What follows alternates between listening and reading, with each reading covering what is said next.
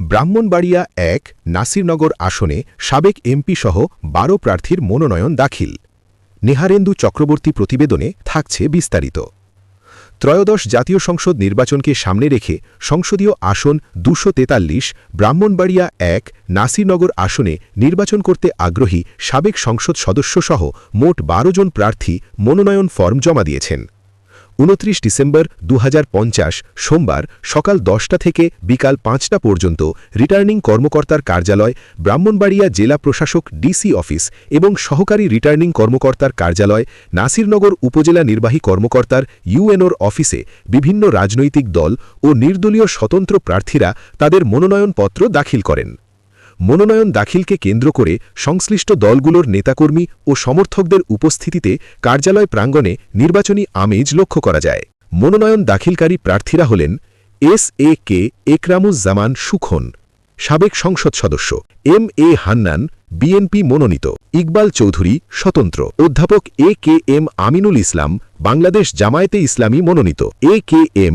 কামরুজ্জামান মামুন, স্বতন্ত্র; মাওলানা হোসেইন আহমেদ আজাদী, ইসলামী আন্দোলন বাংলাদেশ মনোনীত; মোহাম্মদ শাহ আলম, জাতীয় পার্টি মনোনীত; মোহাম্মদ ইসলাম উদ্দিন দুলাল, বাংলাদেশ ইসলামী ফ্রন্ট মনোনীত; শরীফ মৃধা, ইনসানিয়াত বিপ্লব মনোনীত; এস.এম. শহীদুল্লাহ, খেলাফত মজলিস মনোনীত; সৈয়দ নজরুল ইসলাম, স্বতন্ত্র এবং হাবিবুর রহমান, স্বতন্ত্র।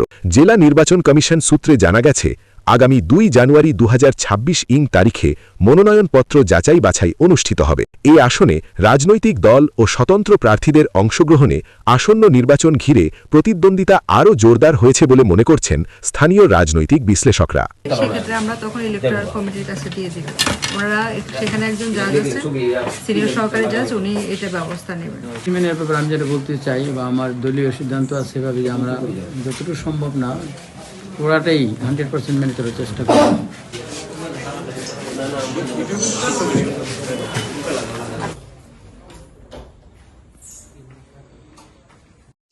আমি বলতে চাই, বর্তমান পৃথিবীতে যত ক্রাইসিস, যত সংকট, অত্যাচার, অবিচার, জুলুম, শোষণ সবকিছুর মূলে রয়েছে এক গোষ্ঠীবাদী অপরাজনীতি।